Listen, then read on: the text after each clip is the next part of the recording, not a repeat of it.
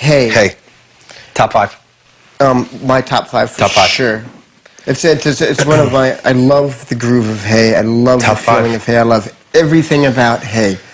It's such a good magical feeling on that song. Like I feel like we just tapped into a real deep groove together on that. Yeah, Rick came. He loved him. He goes, well, I hope Rick that's was you. really excited. It was another one of these ones where it really had a different feeling to it than any of the other songs had. Rick was like, I like that. It's light and jazzy.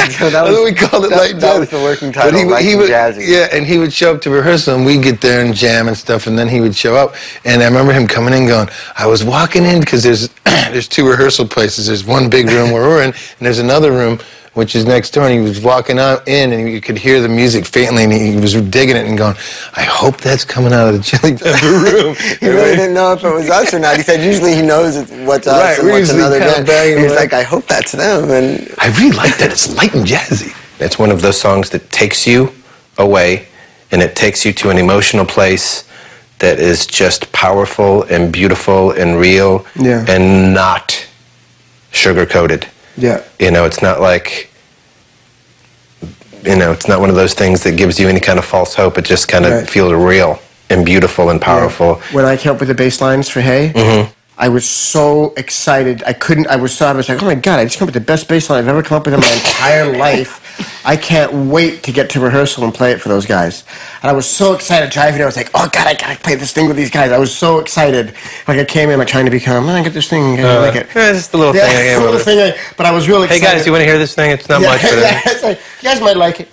I was so excited about it, and I'm just so happy that you guys loved it, because I was really, I always have this fear, God, they might not like it, Right. And I was so happy that you guys liked it, and I was playing it, just me and Chad were playing it, and John was like kind of getting his guitar out and not really, he was kind of like nodding his head a little bit, but he wasn't really like going wow or anything. He wasn't saying anything. And then he just picked up his guitar, strapped on, and just started, I think at the White Falcon. hit some chords. Put it in the White Falcon and just started wailing the perfect part for it. one of my favorite things in that song is the interaction between the drums and the lead guitar, because it had so much space in it. That bass part has so much space. So when Chad came in with the groove that he came in with, it wasn't what Flea was expecting. I have discovered that, much to my amazement, it is not a song for everyone.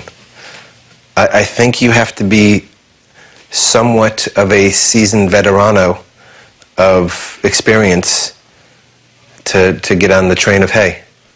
You tell me youngsters don't like Hey? I'm not saying, I'm saying that I've heard a couple of youngsters that didn't dislike Hey, but they didn't really get it. Wow. Yeah, I think you have to have been around the block a certain amount of times. Wow. I could be wrong.